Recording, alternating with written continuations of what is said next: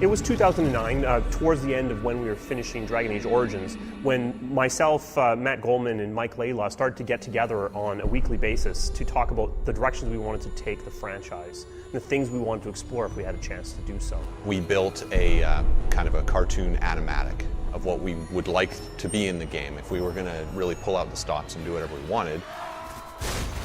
It's actually very much like the beginning of the game. There's a conversation wheel, there's a dragon airstrike, you're a cool, badass warrior with spiky armor chopping Murlocs in half by the millions.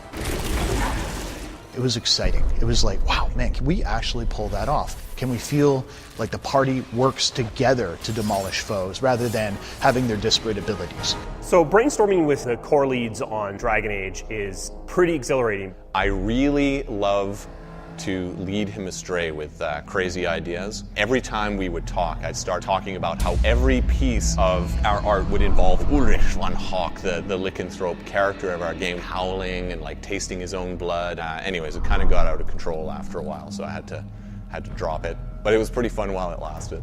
You know, the final beautiful touch of it was when we said, what if we could tell a story that was more personal? And that's where the idea of Hawk, the champion of Kirkwall, and that rise to power over a decade of history came out. Where Origins really shone by having this huge epilogue that had thousands of variations based on the choices you've made. Instead, we've moved that into the gameplay. People you've interacted with at the beginning of the game are going to have their kind of situations profoundly affected by their interaction with Hawk, your character.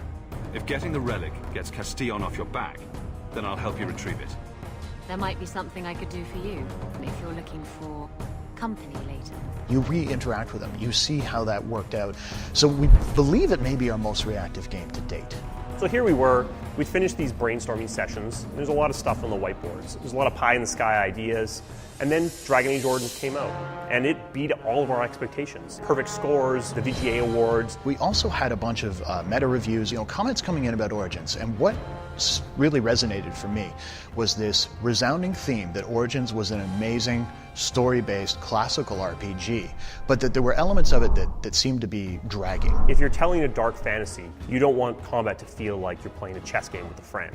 So that seemed to be the reviews. No one was really panning the game to me. It let you have this cool tactical experience, and obviously the story was intense, well loved. But the question for me was, is there any way that we could just take the RPG concepts, the very core tenets of it, and move it forward into a newer feel, something that would work as well on the consoles as it did on PC? We've really stuck to our vision. We've kept what was good about Origins and shaved off the edges and made something really unique. Matt wanted much more composed imagery, places that played up the character. I wanted combat that felt like it wasn't silently rolling dice behind the scenes, that felt like when I was pushing a button it was responding and my characters were responding accordingly. But because it looks faster, because it's got a character with a voice, because of this historical story we're going to do, it ran the risk of people saying, oh my god, that is so different, I'm not sure it's for me. And we knew that would be a potential problem. But at the same time, we also knew that the game we were designing was not one that would actually alienate them.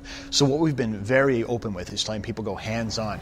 And the big thing we saw is that people, even people who loved Origins, people who came wearing armor from Origins, were playing the game and going, oh wow, I see what you did here. It's almost hard to communicate how much this game still feels like Origins, despite feeling completely different. We're trying to make a game that we would love to play. We have the best in the biz running their teams and working really hard together to make this thing come true. Even when Origins was nearing completion, we had already started thinking about Dragon Age 2. We'd already begun sharpening that axe. So the moment they took the blinders off, said, okay, go. We knew exactly what we were making. We knew the exact vision we were trying to bring to the player.